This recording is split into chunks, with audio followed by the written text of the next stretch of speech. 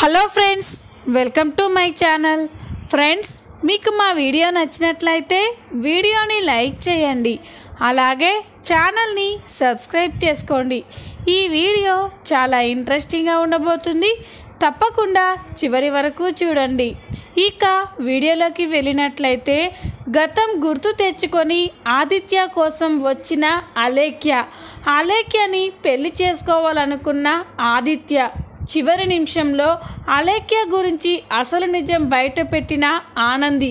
అసలు ఏం జరగబోతుంది తెలుసుకోవాలి అంటే ఈ వీడియోని ఎక్కడ స్కిప్ చేయకుండా చూసేయండి. ఇక వీడియోలోకి వెళ్ళినట్లయితే, అలేఖ్య అయితే ఆనందితో మాట్లాడాలి అని చాలా అల్లరి చేస్తూ ఉంటుంది. దాంతో పద్మమ్మ ఎంత చెప్పినా కూడా అలేఖ్య వినిపించుకోకపోవడంతో సింహాద్రి అక్కడికి వచ్చి, ఏంటే పద్దాలు, బిడ్డ వాళ్ళక్కతో మాట్లాడుతుందంట, ఒక్కసారి ఫోన్ చేస్తే సరిపోతుంది కదా అని ఆనందికి ఫోన్ చేస్తాడు.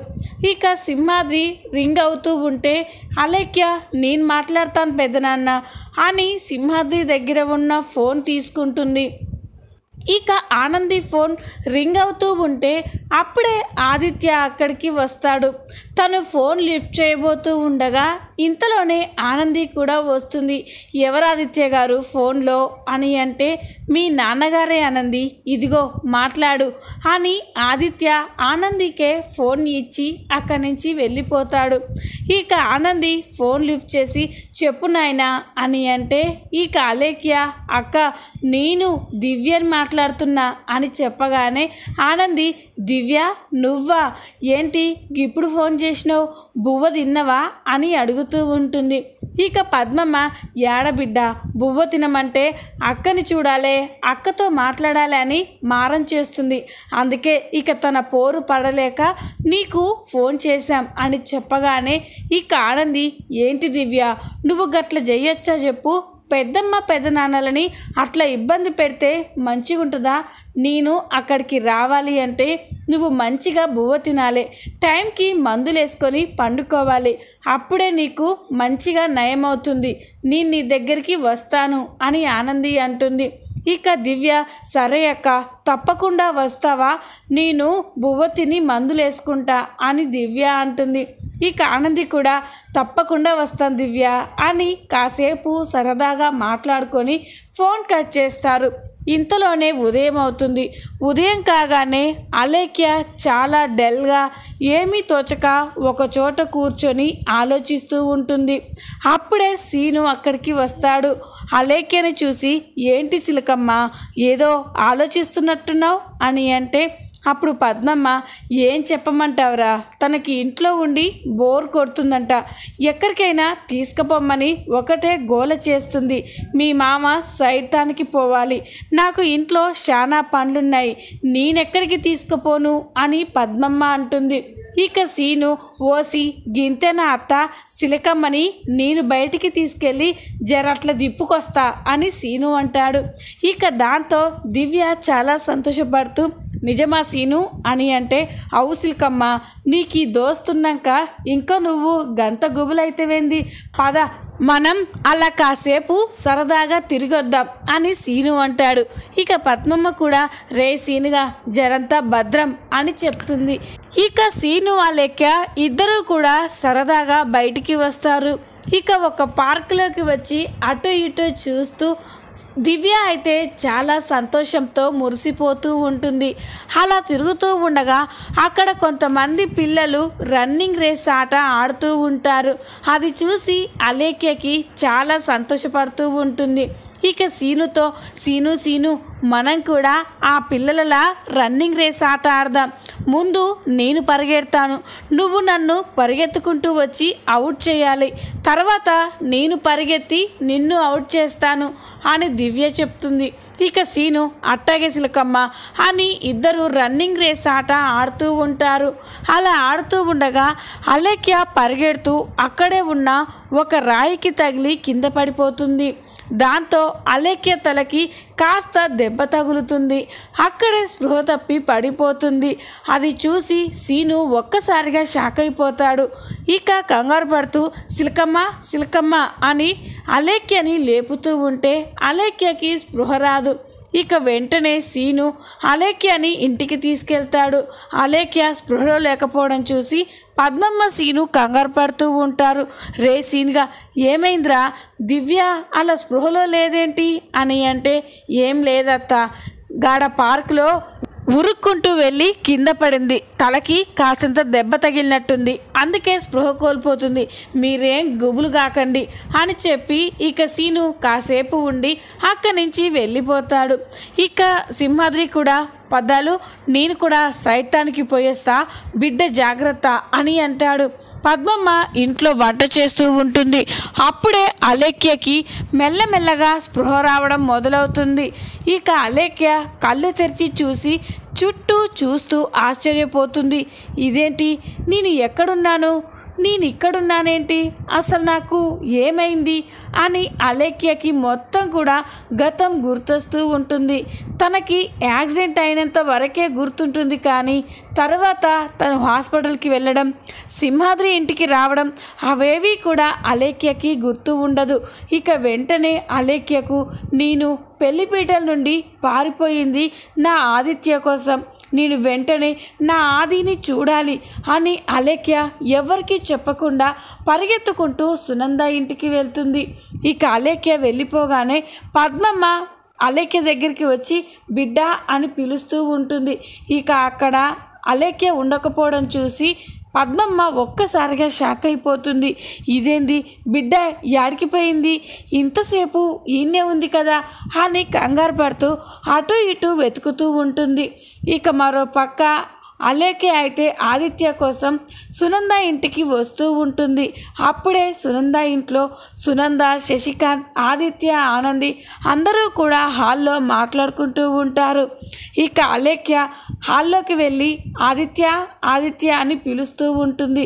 అలేఖ్య అక్కడికి రావడం చూసి సునంద, శశికాంత్, ఆదిత్య అందరూ కూడా ఒక్కసారిగా షాక్ అయిపోతారు. ఇక సునంద, శశికాంత్లు అయితే ఇదేంటి అలేఖ్య ఇక్కడికి వచ్చింది అని కంగారు పడుతూ ఉంటారు. ఇక ఆనంది అలేఖ్య అక్కడికి రావడం చూసి దివ్య గీడికొచ్చిందేంటి, దివ్య అనుకుంటూ అలేఖ్య దగ్గరికి వెళ్తుంది.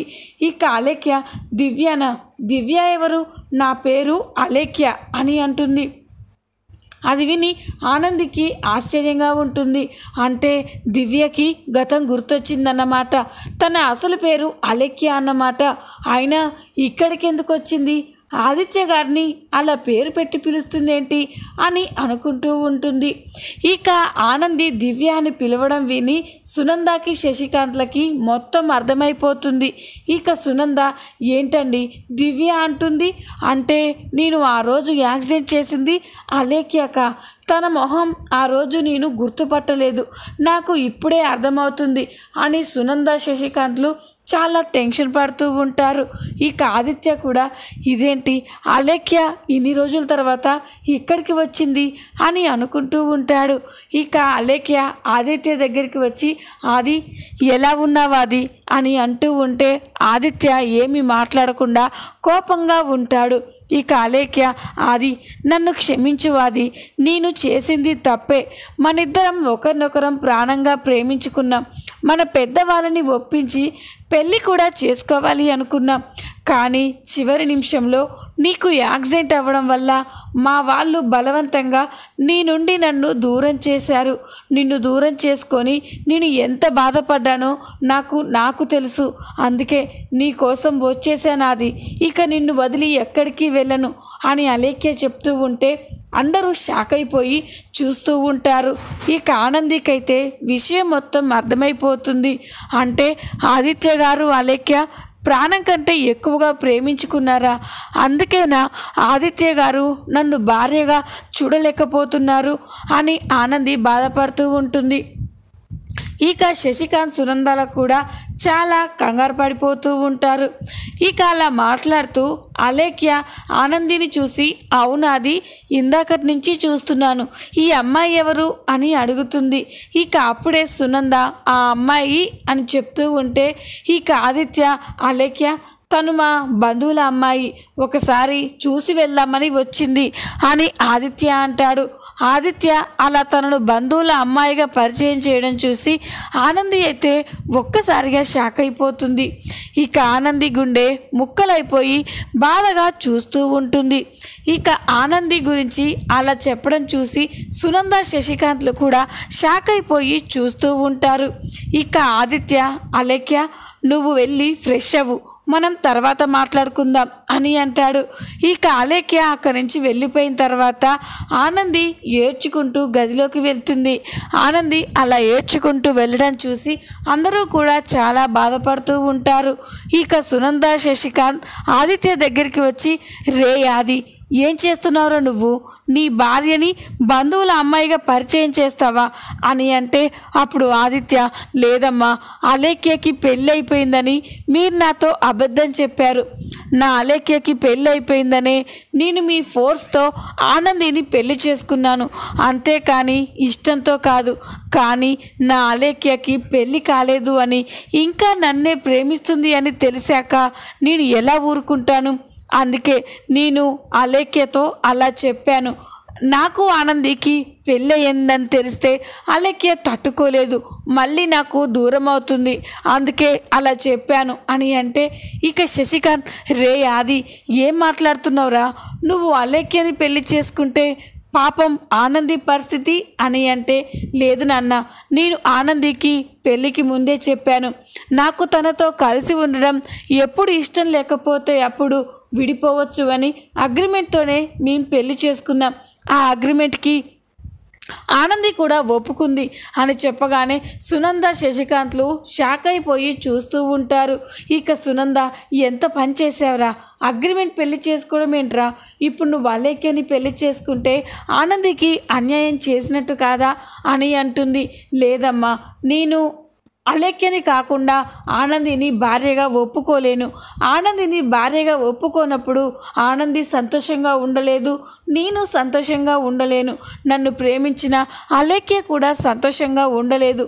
అందుకే ఇంతమందికి న్యాయం జరగాలి అంటే నేను అలేఖ్యని పెళ్లి చేసుకోవాలి. ఆనందికి కూడా మంచి ఫ్యూచర్ ఉంది, తన లైఫ్కి ఏడోకా ఉండదు. ఆనందిని నేను ఒప్పిస్తాను అని ఆదిత్య అంటాడు. ఇక ఆదిత్య అలా అనేసరికి శశికాంత్, సునందలకి ఏమీ అర్థం కాదు. ఇక ఆదిత్య ఆనందితో మాట్లాడడానికి తన గదిలోకి వెళ్తాడు. ఆదిత్య గదిలోకి వెళ్ళేసరికి ఆనంది కుమిలి కుమిలి ఏడుస్తూ ఉంటుంది. అది చూసి ఆదిత్య కూడా చాలా బాధపడిపోతూ ఉంటారు. ఇక వెంటనే ఆనంది, ఐఎమ్ సారీ ఆనంది అని చెప్తూ ఉంటే ఇక ఆనంది ఏమీ మాట్లాడదు. నన్ను క్షమించు ఆనంది, అలేఖ్య గురించి నీతో ఇన్నాళ్ళు చెప్పకపోవడం నాదే తప్పు, చెప్పే పరిస్థితి ఎప్పుడూ కూడా రాలేదు అని ఆదిత్య చెప్తూ ఉంటాడు. ఏంటి ఆదిత్య గారు, ఇన్ని రోజుల్లో ఒక్కరోజైనా మీరు ప్రేమించిన అమ్మాయి గురించి నాతో చెప్పాలి అనిపించలేదా? మీరు ఏదో ఒక రోజు నన్ను ప్రేమిస్తారని, నన్ను భార్యగా అంగీకరిస్తారని ఆశతో చూశాను. కానీ మీ మనసులో వేరొక అమ్మాయి ఉందని తెలిసి ఉంటే నేను ఎప్పుడూ కూడా అలా ఆశ పడకపోయేదాన్ని అని ఆనంది అంటూ ఉంటే ఆదిత్య కూడా చాలా బాధపడుతూ ఉంటాడు. ఆనంది, నేను అలేఖ్య ఇద్దరం కాలేజ్ డేస్లో ఒకరినొకరం ప్రాణంగా ప్రేమించుకున్నాం. ఎంతో కష్టపడి వాళ్ళని పెళ్ళికి ఒప్పించాం. తీరా పెళ్ళి జరుగుతుందన్న సమయానికి మీ జ్యోతమ్మే నాకు యాక్సిడెంట్ చేసింది. నాకు యాక్సిడెంట్ అవ్వడం వల్ల అలేఖ్య వాళ్ళ పేరెంట్స్ నన్ను పెళ్లి చేసుకోవద్దు అని అలేఖ్యని బ్లాక్మెయిల్ చేసి నా నుండి దూరం చేశారు. అప్పుడు కూడా నేను అలేఖ్యని మర్చిపోలేదు. కానీ నేను మళ్ళీ కోలుకోవడం కోసం, అలేఖ్యని మర్చిపోవడం కోసం నాన్నే అలేఖ్యకి వాళ్ళ పేరెంట్స్ వేరే పెళ్లి చేశారు అని నన్ను నమ్మించాడు. దాంతో నేను నీ మెడలో తాళి కట్టాను, కానీ నీకు అన్యాయం చేయాలని కాదు. మా అమ్మ నాన్నల సంతోషం కోసమే అగ్రిమెంట్తో నీ మెడలో తాళి కట్టాను. అందుకే ఈ రోజుతో మన అగ్రిమెంట్ చెల్లిపోయింది ఆనంది అని చెప్పగానే ఇక ఆనంది ఒక్కసారిగా షాక్ అయిపోతుంది. ఏంటి ఆదిత్య గారు, ఏమంటుర్రు అని అంటే అప్పుడు ఆదిత్య, అవును ఆనంది, నీకు వినడానికి కాస్త కష్టంగా ఉన్నా కూడా మన మధ్య ఉన్న ఆ అగ్రిమెంట్ ఈ రోజుతో చెల్లిపోయింది. ఇక నా అలేఖ్య నా జీవితంలోకి వచ్చింది కాబట్టి ఇక నువ్వు నా జీవితం నుండి వెళ్ళిపోవాలి అని చెప్పగానే ఆనంది చాలా బాధపడిపోతూ ఉంటుంది. ఇక వెంటనే, సరే ఆదిత్య గారు, నేను ఎప్పుడూ కూడా మీ సంతోషమే కోరుకున్నాను. మీతో జీవితాంతం కలిసి ఉండి మిమ్మల్ని సంతోషంగా ఉంచాలి అనుకున్నాను. కానీ ఆ స్థానం నాకు లేదు. మీ మనసులో భార్యగా అలేఖ్యని అనుకుంటున్నారు. అందుకే సంతోషంగా నేను వెళ్ళిపోతాను. మీరు అలేఖ్యతో సంతోషంగా ఉండాలి అని ఆదిత్యతో చెప్తూ ఉంటే ఆదిత్య కూడా చాలా బాధపడిపోతూ ఉంటాడు. ఇది ఇలా ఉండగా మరో పక్క అలేఖ్య అయితే గదిలో నవ్వుకుంటూ ఉంటుంది. ఆదిత్య, నేను ఇన్ని రోజుల తర్వాత ఇక్కడికి వచ్చింది నీ మీద ప్రేమతో అనుకున్నావా? కాదు, నీ వెనకాల ఉన్న ఈ కోట్ల ఆస్తి కోసం వచ్చాను. అంతేకాని నీ మీద ప్రేమతో కాదు. ఎలాగైనా నిన్ను పెళ్లి చేసుకొని ఈ ఇంటికి పెద్ద కోడల్ని కావాలి. ఈ ఇంటిని, ఈ ఇంట్లో వాళ్ళని మొత్తం కూడా నా గుప్పెట్లో పెట్టుకోవాలి. అందుకే వచ్చాను, కానీ నీ మీద ప్రేమతో కాదు. ఇక నువ్వు ఎలాగో లైఫ్లో ఇక లేచి నడవలేవు. అలాంటప్పుడు నువ్వు కూడా నన్ను ఎప్పటికీ శాసించలేవు. అందుకే నేను ఈ నిర్ణయం తీసుకున్నాను. పిచ్చివాడివి, నేను చెప్పే మాటలు నమ్మి నిజంగానే నిన్ను ప్రేమిస్తున్నాను అనుకొని నా మాటలకి కరిగిపోయావు అని అలేఖ్య నవ్వుకుంటూ ఉంటుంది. ఇక ఆనంది ఆదిత్య అలేఖ్యల ప్రేమ గురించి తెలుసుకొని ఇక ఒక్క క్షణం కూడా ఇంట్లో ఉండకూడదు అని తన బట్టలన్నీ కూడా సర్దుకొని బయటికి వెళ్ళిపోతూ ఉంటుంది. అది చూసి ఆదిత్య, నన్ను క్షమించు ఆనంది, ఇంకొకసారి నన్ను క్షమించు, నీ లైఫ్ బాగుంటుంది. నీకు కూడా ఎవరో ఒకరు రాసిపెట్టి ఉంటారు, వాళ్ళతో సంతోషంగా ఉండు అని చెప్పి ఆదిత్య చెప్పగానే ఆనంది కన్నీళ్లు పెట్టుకొని ఇంట్లో నుంచి వెళ్ళిపోతూ ఉంటుంది. ఇక సునంద, శశికాంత్లు కూడా ఆనందిని చూసి చాలా బాధపడుతూ ఉంటారు. ఇక సునంద, ఆనంది ఎక్కడికి వెళ్తున్నావు అని అంటే, నాకు తెలీదు అత్తయ్య గారు, పెళ్ళైన ఆడపిల్ల పుట్టింట్లో ఉండడం గౌరవం కాదు. ఇటు పుట్టింటికి ఇటు అత్తింటికి కూడా గౌరవం కాదు. నాకు అత్తింట్లో నా భర్త మనసులో స్థానం లేనప్పుడు ఇక నాకు ఈ ఇంట్లో స్థానం ఉండదు అని చెప్పగానే ఇక శశికాంత్, లేదమ్మా ఆనంది, నువ్వు ఎక్కడికి వెళ్ళకూడదు. నువ్వు వచ్చిన తర్వాతే మా ఇంట్లో సంతోషం వచ్చింది. నువ్వు వెళ్ళిపోతే ఆ సంతోషం దూరం అయిపోతుందమ్మా. ఆదికి భార్యగా కాదు, మాకు కూతురిగా ఈ ఇంట్లో ఉండమ్మా అని శశికాంత్ బ్రతిమలాడుతూ ఉంటాడు. కానీ ఆనంది మాత్రం, లేదు మావయ్య గారు, నాకు ఆయన మనసులో స్థానమే లేనప్పుడు ఈ ఇంట్లో ఉండే హక్కు, అర్హత నాకు లేవు. ఆదిత్య గారు ఆ హక్కుని, ఆ అర్హతని అలేఖ్యకి ఇచ్చేశారు అని చెప్పి ఆనంది బాధపడి ఇక ఇంట్లో నుంచి వెళ్ళిపోతూ ఉంటుంది. చూద్దాం మరి నెక్స్ట్ ఏం జరగబోతుందో. ఆదిత్య నిజంగానే అలేఖ్యని పెళ్లి చేసుకోబోతున్నాడా? తెలుసుకోవాలి అంటే మా నెక్స్ట్ పార్ట్ని ఖచ్చితంగా చూసేయండి. ఇక ఈ వీడియో నచ్చినట్లయితే వీడియోని లైక్ చేసి ఛానల్ని సబ్స్క్రైబ్ చేసుకోండి.